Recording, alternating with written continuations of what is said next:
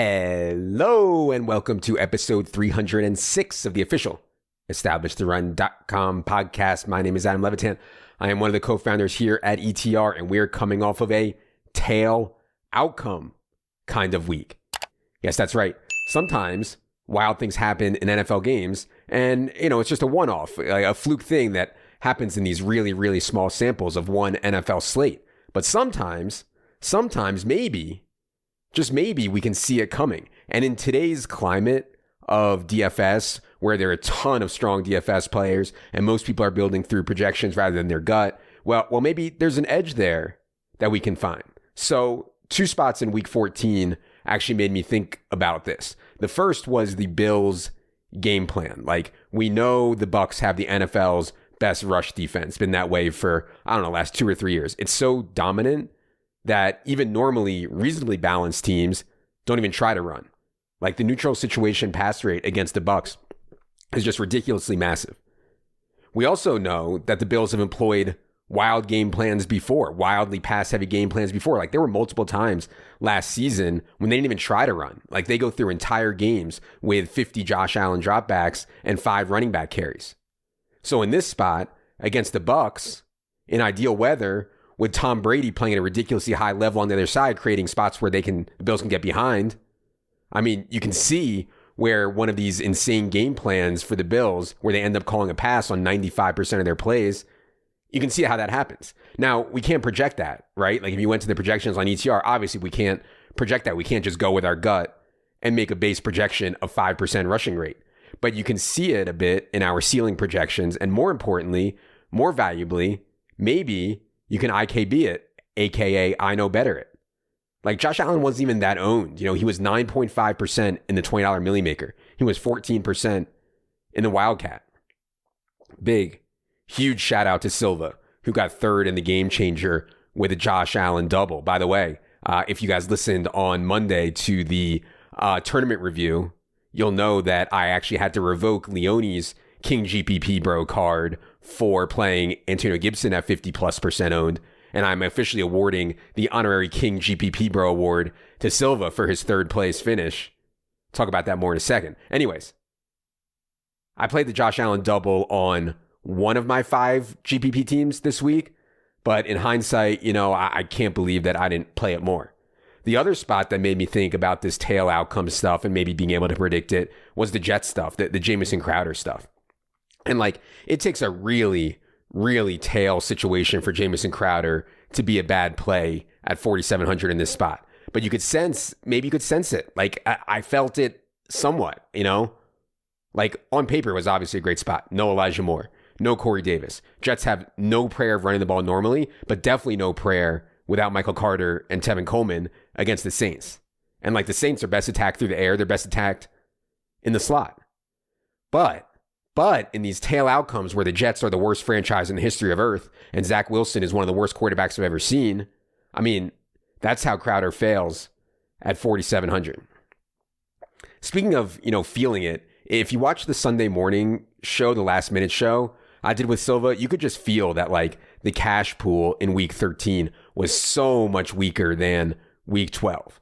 There just weren't very many smashes, Even the locks, like the Stone Cold locks in week 13, Mike Williams and Antonio Gibson for cash. You could see, that was week 14, the locks like Big Mike Williams and Antonio Gibson for cash in week 14. You could see how they fail.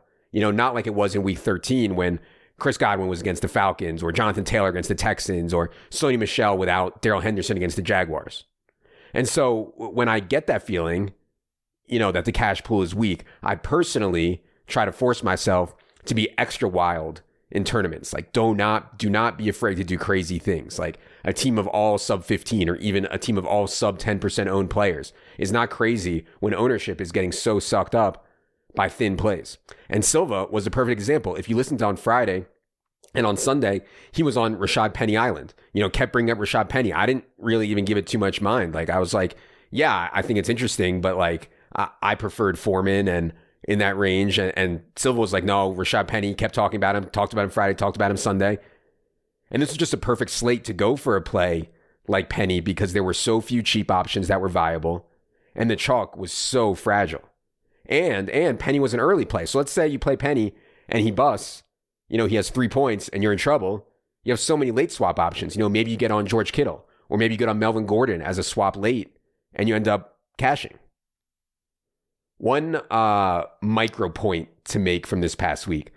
The Raiders were absolutely atrocious. I mean, so bad. And when a team gets trucked like that, all bets are off. Saw it with Antonio Gibson this past week. The football team got absolutely wrecked by the Cowboys, despite the score looking close. I mean, they got wrecked. But because we knew Kenyon Drake was out, Jalen Richard was out, Josh Jacobs' floor was higher than maybe it seemed. He still caught 5 balls, still had 11 DraftKings points in like the worst possible script ever. 11 points is not good, but it's not completely decimating. It's not the end of the world. And so I know we talk so much about macro stuff. That micro stuff is still so important, especially for cash. All right. Last thing before we get to the listener questions, the winner of the Week 14 ETR Subscriber League was G Noble 3. He had a Josh Allen, Steph Diggs skinny. Personally, I preferred the Josh Allen, Diggs, Beasley double, but you can see the skinny working with Allen because he has huge rushing games in him, as we saw. G Noble brought it back with Lenny Fournette. He also did something I really liked. Clyde Edwards-Helaire with the Chiefs defense. So if you followed Clyde Edwards-Helaire's return from injury closely, you've noticed that he's really an early down pounder. Like, they use Darrell Williams in passing situations in 2-minute drill. So when CEH has big games, it's likely with a lead. I think Kansas City's defense in Arrowhead is always underrated. And so Kansas City's defense with Clyde Edwards-Helaire, that correlation is a strong one, I think.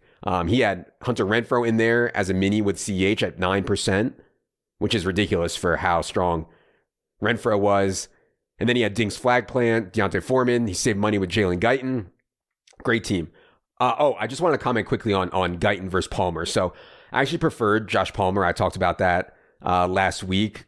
I think in spots like this, the question I often ask myself is, who actually gets the role change?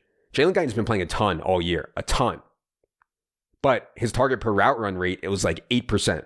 And I mean, talked about this on Friday, like 8% is so scary, man. At least Josh Palmer, when he was in there, he hasn't played a lot this year, but when he was in there, he had 13%. And so who gets the role change here? It's not Jalen Guyton, who was playing every snap anyways. It's Josh Palmer, who's actually going to see more snaps than he normally would if Keenan Allen was out. So I preferred Palmer. I think they ended up really close in scoring. Still think Palmer was the better play. All right. Enough is enough. No one cares about all that. Let's get to everyone's favorite portion of the program, the listener questions. Producer Luke, hit the theme music.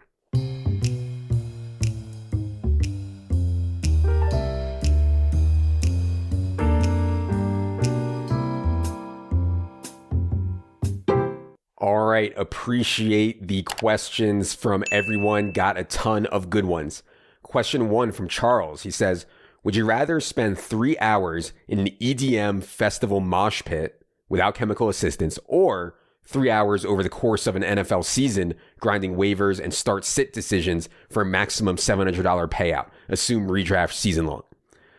So I've actually never been to like a real hardcore EDM festival or like a rave type thing. Obviously, it's a little too wild for me. It's not really my scene. However, I do think I prefer it to a regular concert. Like, at least you're in the mosh pit, man. At least you're in there throwing bows. You're fighting for survival. It's an activity. It's something to do. At a regular concert, I don't know what to do with myself. I mean, I can't face dancing. I can't face singing. I can't face talking. So I just stare at these people playing instruments. I don't know, man.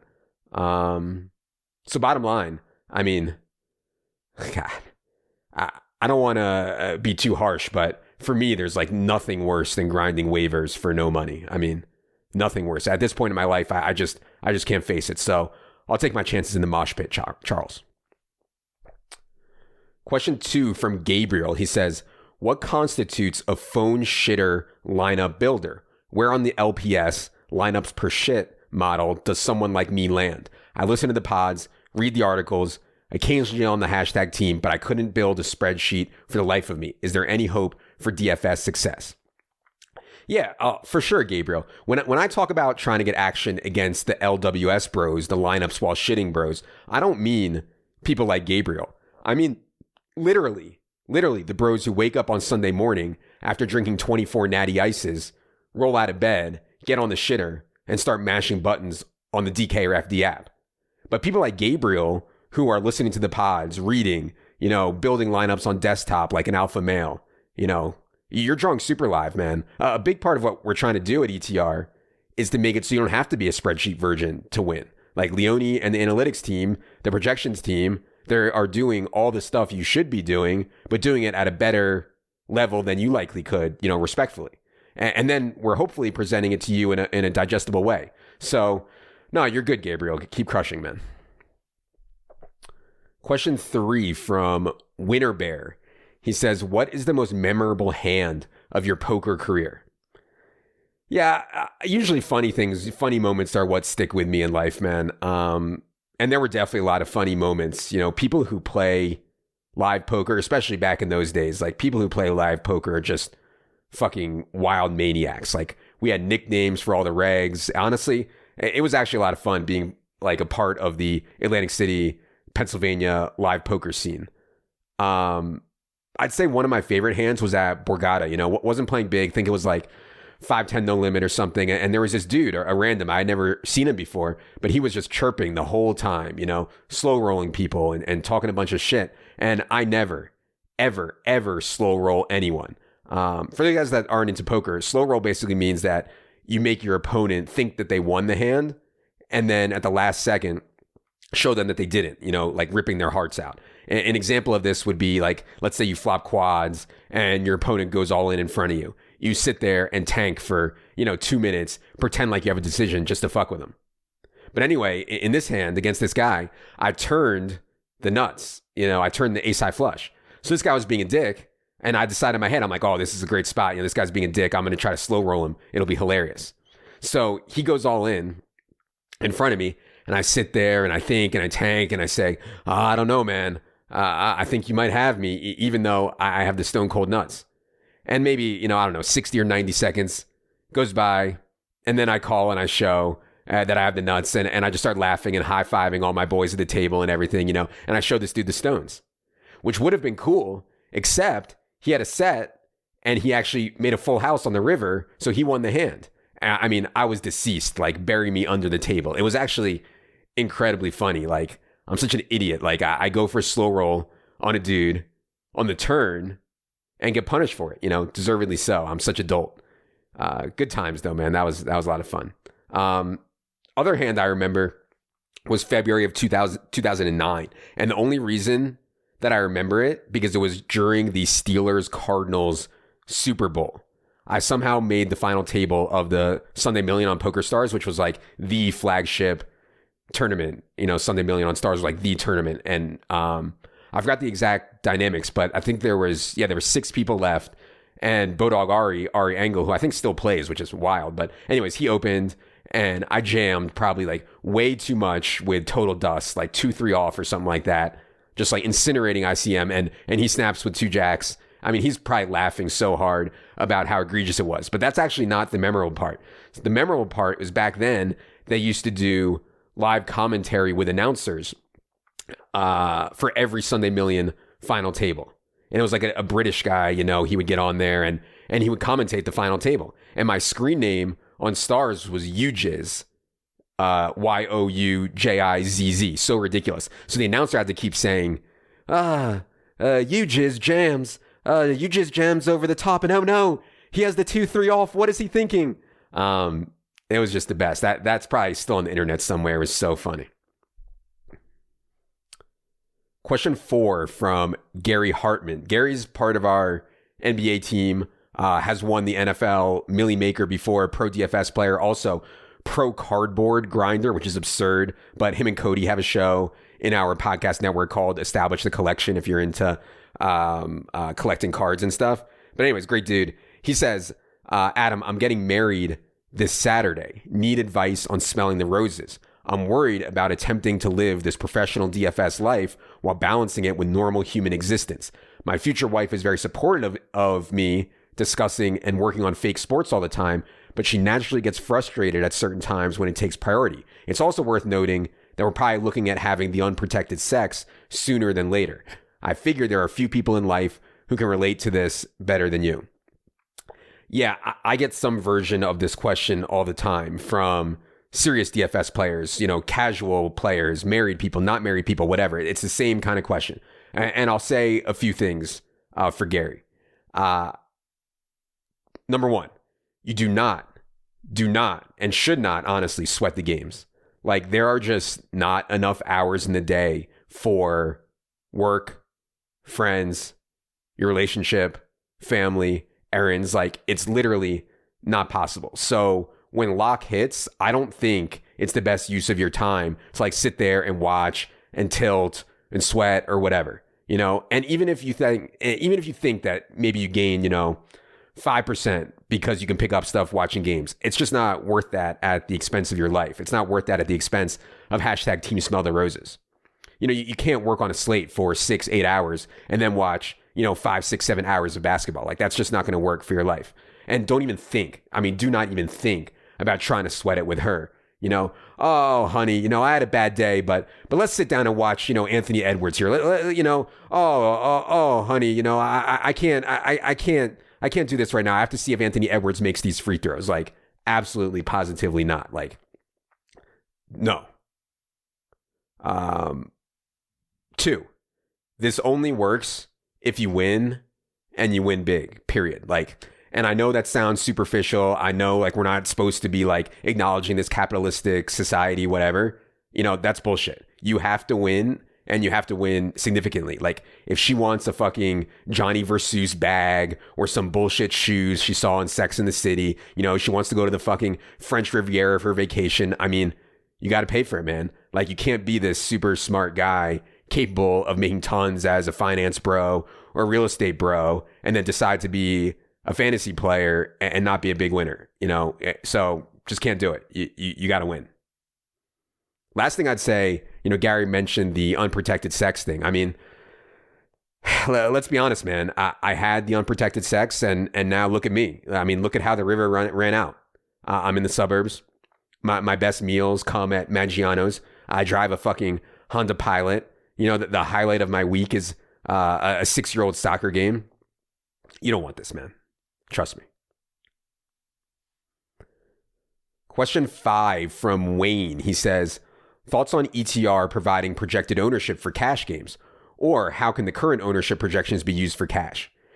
Yeah, I've seen a lot of this lately, and I'm honestly confused. Like, yes, if you're in a 20-person cash game and you knew 12 people were playing the same team, then doing something different is for sure plus EV.